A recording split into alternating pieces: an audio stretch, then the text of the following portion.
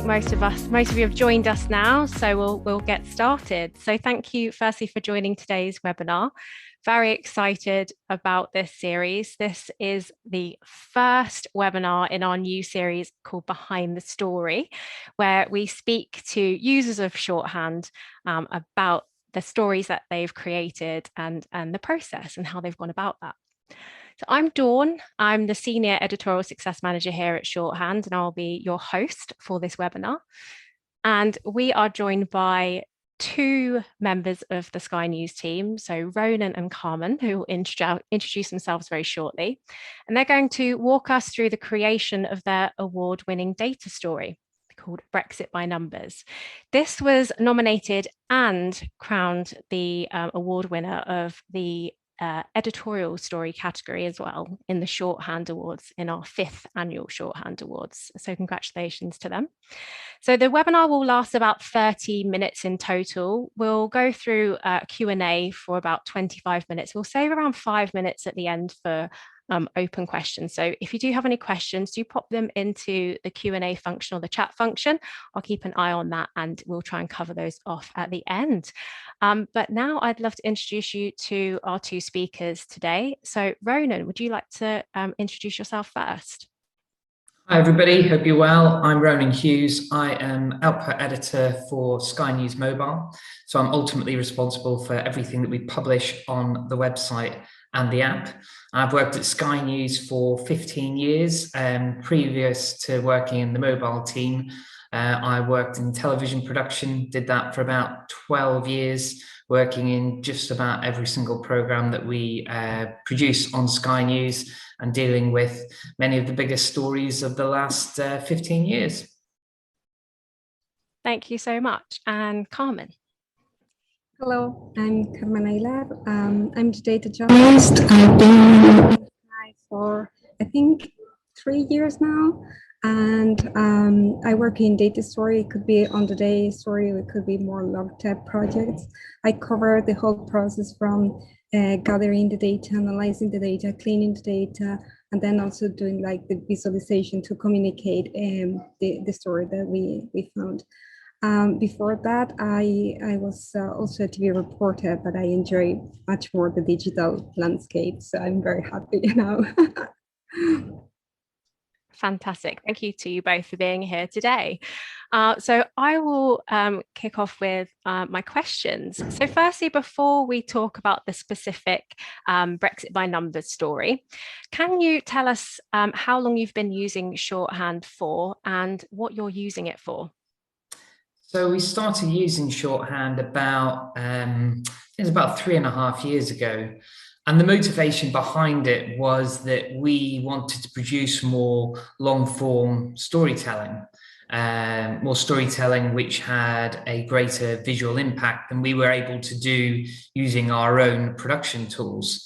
We had some success with producing our own content, but it took a while, and it would take a month, 2 months to produce one piece of content, which would change, and making any changes to it became really very difficult, producing everything in-house. So we sought a way of producing that kind of content quicker, did some research and came across Shorthand, started chatting to you guys, and haven't looked back since then. And you know, the motivation for it is that we have some of the greatest journalists around the world who are doing some fantastic news gathering, going and discovering amazing stories.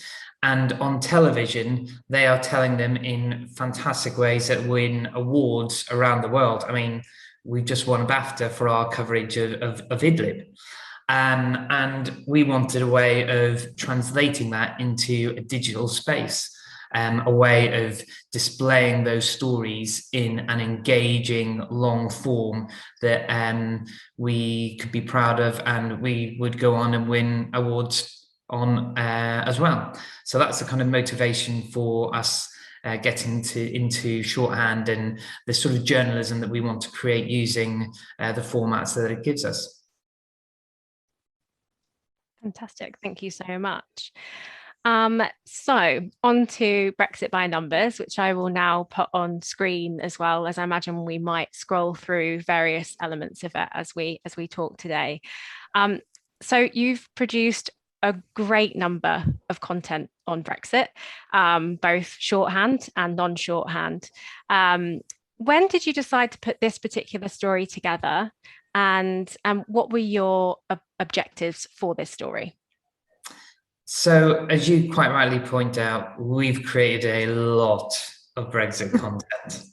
And in the kind of run up to when we published this, which was at the end of Brexit, and we wanted to think of a way of doing the story justice in a different way and creating something which was slightly evergreen. Nothing's really evergreen for very long with Brexit, but actually something which would stand the test of time slightly, because so much of the content regarding Brexit was transient.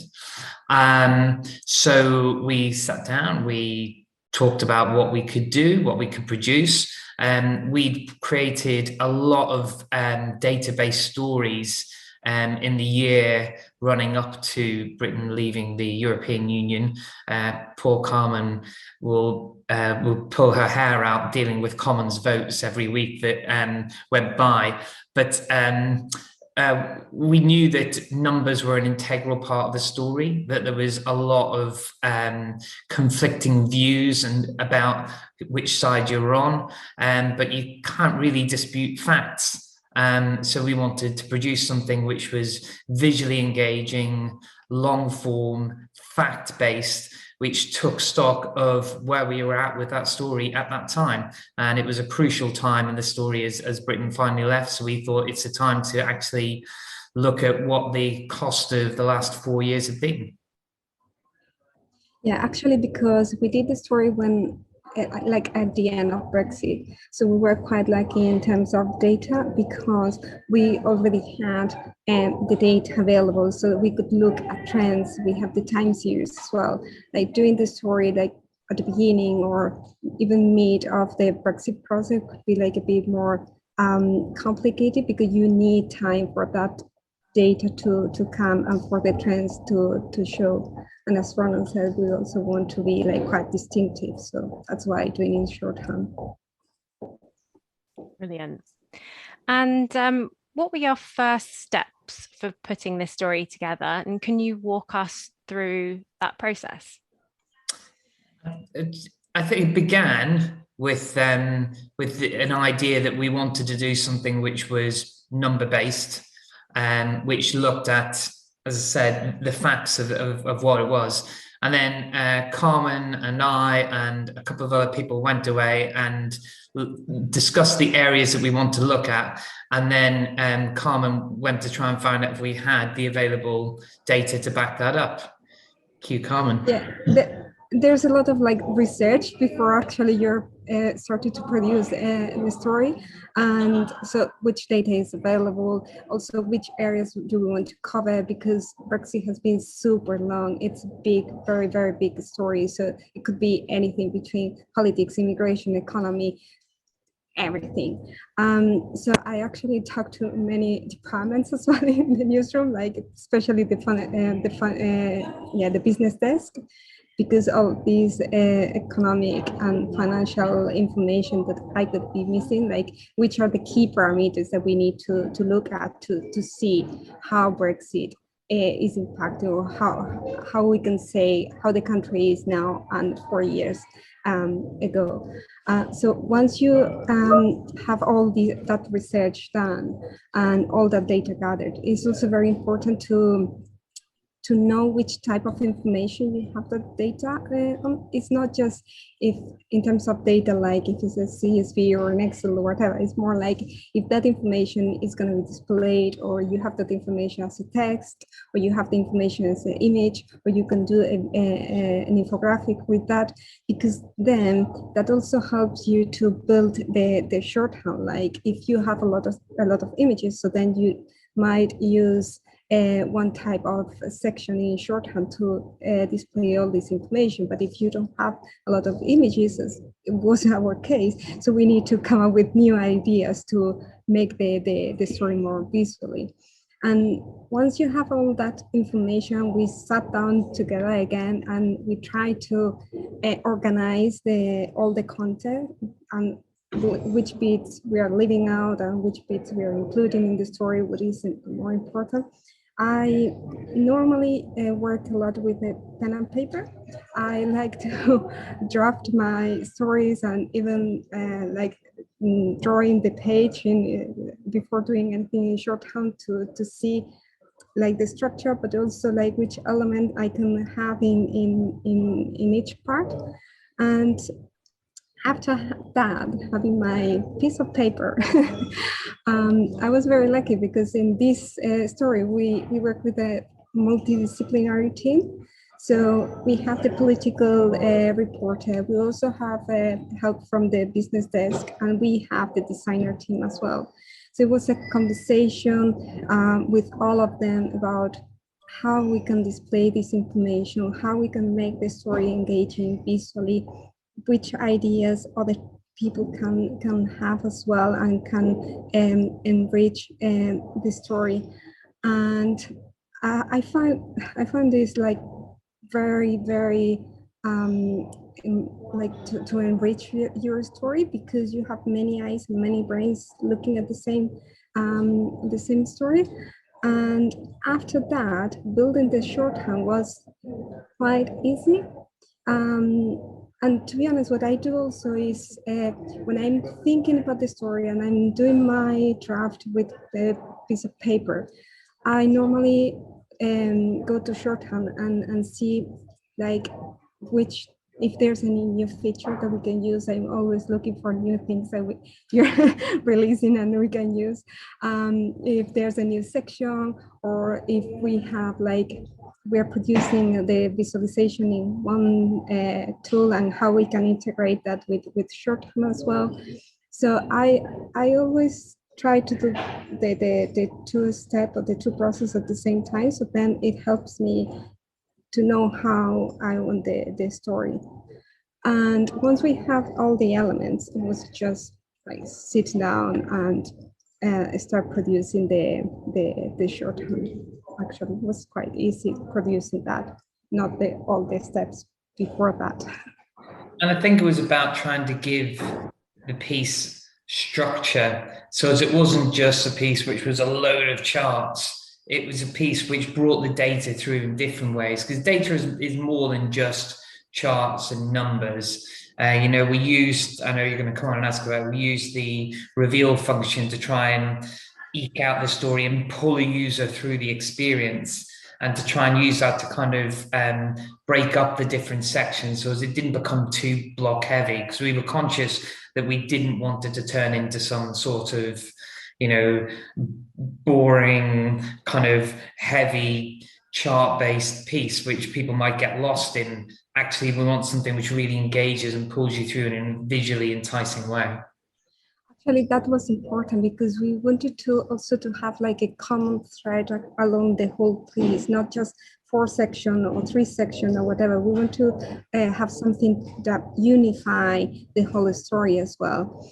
And when we were thinking about the story, we didn't want a timeline, but we realized that actually how events happened during Brexit was also very like very thematic, like very topic wise as well. Like at the beginning were a lot of talks about immigration, but then Theresa May and the Chequers meeting, that became more like economic and financial. And then at the end, with all the resignations, Boris Johnson as a prime minister, it was a lot of politics as well. So actually, having a look and talking a lot to the political reporter, we realized that we could have that as a kind of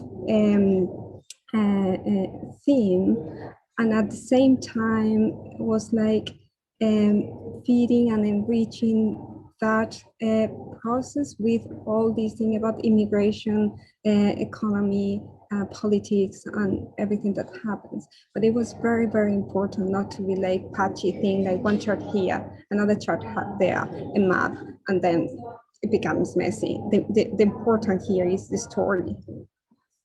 Definitely. That's really great to hear. There's a few things to pick up on there. It's really great to hear that you kind of get onto pen and paper first, because when we do our full training in shorthand, we often talk about the process for successful shorthand stories and what the first step is there. And of course, we have some templates that you can kind of start with, but we always actually say it's better to either sort of plan it out in a Google Doc. Maybe you have your copy first. It is different for each story, I think, in terms of what comes first. It might be assets, it might be the words, it might just be an idea, or maybe something very visual in someone's kind of stuck in someone's head, actually, that you kind of need to put out there. So I often say sort of post-it notes on a whiteboard, or even the whiteboard itself, or Google Doc, or actually just sometimes jumping into a shorthand story and maybe kind of almost putting together a bit of a proof of concept in terms of how it could come to life. So it's really great to hear that you kind of follow that process, and hopefully for those listening today, they find that sort of a useful tip for when they get started. And then sort of moving on to the reveal, I know we looked through that a moment ago, so I'll just go back up to that. That was one of the things that the judges picked up on in the Shorthand Awards, actually. Something they really loved about this story was the way that you used the reveal section to kind of pull out those key moments with Brexit. I think it's safe to say that most people think that Brexit was quite confusing, very loaded, thing to understand. Obviously, it was ongoing for a very, very long time, and you produced a lot of content on it. So actually producing something that was, inspired by the data and trying to break it down and make it more simple for, multiple audiences to understand, I think that's something that really shone through when the judges looked at this particular piece. So I'll jump ahead to that question about the reveal, actually, and sort of how did you come up with the idea for using the reveal section to convey the passing of time, and what was the process for actually creating the graphics required for the reveal section? We're very lucky, and we have a designer team that work with us. So it was a conversation with this team as well, explaining what we wanted, explaining that this should be like the common theme and the common thread along the piece. We didn't want that to be like a timeline. Because we have already produced timelines. It wasn't a timeline, but at the same time, it should highlight the key moments of Brexit, and also the reveal function. So it. The way that it works is so the user just need to scroll down, and is the way that we all look at things in phone. But it's not like this endless page that you don't know when it's gonna finish. Like you scroll and scroll and scroll, and you see like the page is going down. Well, the reveal is like it's also like a break in the story. It's a time to breathe. I don't know.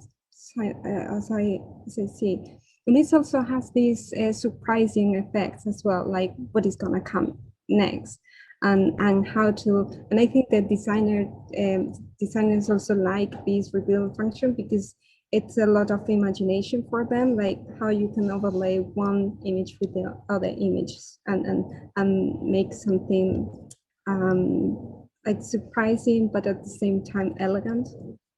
I think that sense of animation that you can bring into a piece really helps when you can kind of feels like you're interacting with the content. And to do in a world where we're all used to picking up our phone and tapping away and interacting with stuff, I think this allowed us to get that sense for a user that they were really kind of working their own way through the story, as opposed to just working in a linear fashion. So I think that was the kind of the idea behind it, to give that sense of interactivity without being able to specifically click on one point and it pops something out, which takes a significant amount of developer time, which we just don't have. And you would be really difficult to produce on a piece of content like this, which some of the facts, changed, and information changed, and the narrative changed. So that was the kind of the thinking behind it. And the design team, went away, and, it started off, I remember, created this kind of calendar effect. And I was like, really? I mean, nobody uses calendars anymore, I had forgotten about that. Kind of flipboard type thing that you might see on your mum's wall at home with scrawled notes saying meeting Kath for coffee. It felt kind of dated. So they went away, and they kind of thought about it, and they came around with this wheel function that you see on there with the dots for the dates, which just felt fresher, newer, and helped that effect of the flow through, really. Fantastic. And did you face any challenges while you were putting the story together? And if you did, how did you overcome them? Lots. Layering was one, trying to get everything right so as it revealed perfectly. And that's where the design comes in. Any small changes, if can cause problems as well. I remember in this one, I remember that we were having problems with the loading time or whatever, because the way that we had our background was putting an image as a background, and and we were like almost close to publication, and I was a bit panicking, so I wrote an email to the help, the support of Shorthand, to say like, what should I do? And then we found out that we can actually customize the CSS, and instead of having an image as a background that is causing more loading time, we just need like a little code to customize your background, and to put your background blue or any color that you want. And that was actually a big finding for us, because from that point on, and you might be aware of that, we have been customizing the CSS in our Shorthand a lot. So yeah, it was like a very key moment there. It was like a panicking moment at the beginning, but then it was it turned out to be like the solution that we were looking for other shorthands as well. Yeah, because there's so much content in this piece. We were acutely aware that, and we test published it kind of multiple times to try and get an idea of what it was going to be like in the live environment, because you can produce something in the Shorthand environment and you preview it and it's, oh, that's great, no problems at all. But when you publish to your own in your own CMS and it goes live, it doesn't perform as well as it can do. So we were conscious of that, and conscious of the amount of media which was within the piece. Yeah, no, I remember that well, because I think around that time we did a training session, didn't we? And then we were talking about different ways that you could customize the story. And I think that's an interesting point, actually, because you'd been using Shorthand for a couple of years, and I think you were looking for, ways to kind of, push the boundaries a bit more on the stories that you were telling. So it actually came at a really good time, and we spoke about a few different things that you could use, and kind of customizing CSS was one of those. Yeah, that is something that I like a lot from Shorthand, because it's very, very easy. Everyone can use it, and everyone can produce a very like immersive and innovative story with little effort, to be honest. But at the same time, it is a kind of white paper where you can dream of and try to think like, okay, I just want this. So there's might be a way of doing this in Shorthand, because you can do this. You have also an HTML section as well that you can use. And then your CSS. So if you think about that, it's like having like a website, a web page, a wide web page that you can do whatever you want with that.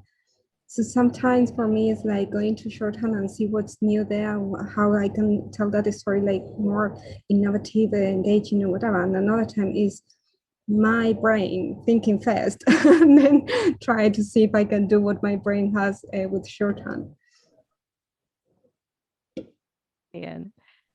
Fantastic. And conscious of time, because it's 26 minutes past, so I will just say, if anyone has any questions who are listening today, please do pop them into the Q&A box or the chat function. I'll keep an eye out in case there are any questions from the audience, but otherwise I certainly have a few more that I wanted to go through with you. What would be your one tip to others looking to create a data-led digital story such as this? Story first. Sorry, go on, Carmen. Right. I think I'm having troubles with the connection.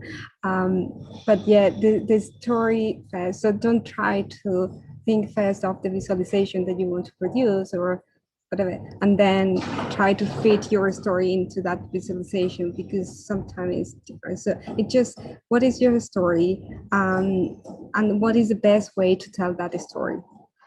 Sometimes it's just a little bar chart, but bar charts can be super cool as well. And my tip would be to think about how you can make it an immersive experience. So how can you allow people to engage with that, with the data that's in there? And anything that you can do that allows people to kind of feel like it's personal to them always helps as well. Fantastic. And we do have one question, so I'll ask that. So question for both of you. What is one of your favorite features of Shorthand? For me, it's the reveal function, just because it allows us the most kind of flexibility to build layers on top of each other. So that would probably be my, and also now that you can add the text over the top of it as well, gives you a bit more flexibility as well. And so I would say that's my favorite section. That is difficult, but probably the one that you can add the text over the image and you can create these little scrolly things. That is mine. But it's a difficult question. Yeah. Formation, yeah, it's fun. Like the reveal with the with text over the top is really, yeah, the reveal with the right, text box. Yeah, that is the one that I like. Yeah, because you can alternate quite nicely between, I think, the scrollmation and reveal on that one. I think one of your stories actually inspired text on reveal. I think I told Ronan that the other week.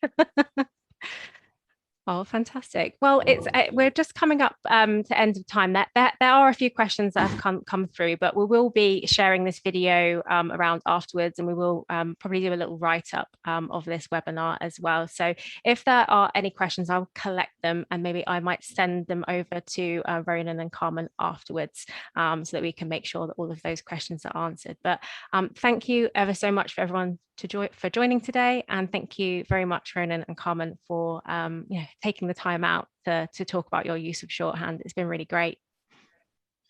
Thanks very much. Thank you. Thank you so much. Take care, everyone.